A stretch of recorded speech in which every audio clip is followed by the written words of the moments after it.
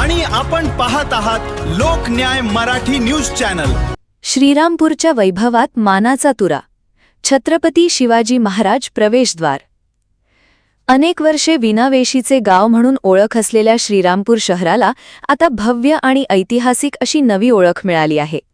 शहराच्या प्रवेशद्वारावर उभारण्यात आलेल्या छत्रपती शिवाजी महाराज प्रवेशद्वार या भव्य वास्तूचे आज उत्साहपूर्ण वातावरणात उद्घाटन करण्यात आले। पाहूया हा खास रिपोर्ट। श्रीरामपूर शहराच्या इतिहासात नवा अध्याय लिहिणाऱ्या छत्रपती शिवाजी महाराज प्रवेशद्वार या भव्य वास्तूचे उद्घाटन आज सकाळी मोठ्या उत्साहात पार पडले। शहरासाठी अभिमानाचा क्षण ठरलेल्या या सोहळ्याला नागरिकांनी मोठ्या संख्येने उपस्थित राहून स्फूर्त प्रतिसाद दिला। कार्यक्रमाची सुरुवात प्रवेशद्वारात स्थापित करण्यात आलेल्या बजरंगबली यांच्या मूर्तीला पुष्पहार अर्पण करून करण्यात आली। यावेळी परिसरात भक्तिमय आणि उत्सवी वातावरण पाहायला मिळाले।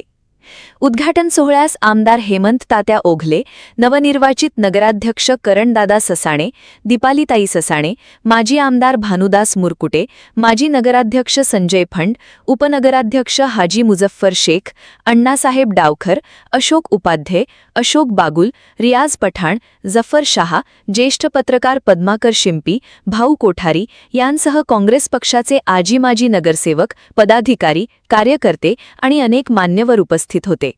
शहराच्या सौंदर्यात भर घालणारे आणि ऐतिहासिक ओळख अधोरेखित करणारे हे प्रवेशद्वार श्रीरामपूरच्या विकासातील महत्त्वाचा टप्पा मानला जात आहे। अनेक वर्षे विनावेशीचे गाव म्हणून ओळखल्या जाणाऱ्या श्रीरामपूरला आता या भव्य प्रवेशद्वारामुळे नवी ओळख मिळाल्याची भावना नागरिकांनी व्यक्त केली। राजेंद्र सूर्यवंशी, लोकन्याय मराठी न्यूज, श्रीरामपूर। गेल्या अनेक वर्षापासून आपल्या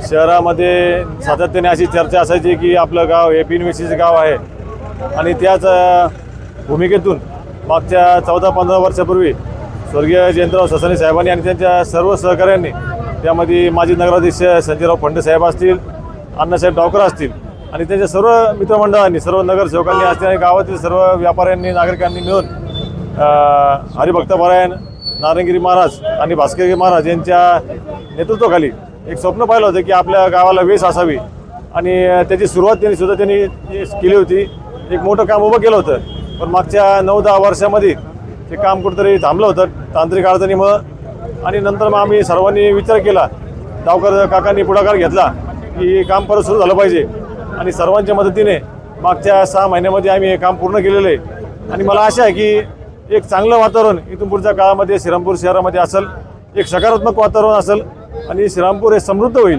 आणि एक विकासाच्या दिशेने एक मोठं वाटचाल श्रीरामपूर करेल अशी मला आशा आहे, अशी मला खात्री आहे। त्यामुळे मी पुन्हा एकदा या आपल्या श्रीरामपूरच्या वेशीच्या निमित्ताने सर्व नागरिकांना, सर्व व्यापाऱ्यांना आणि सर्व माता भगिनींना मी मनापासून शुभेच्छा देतो। धन्यवाद।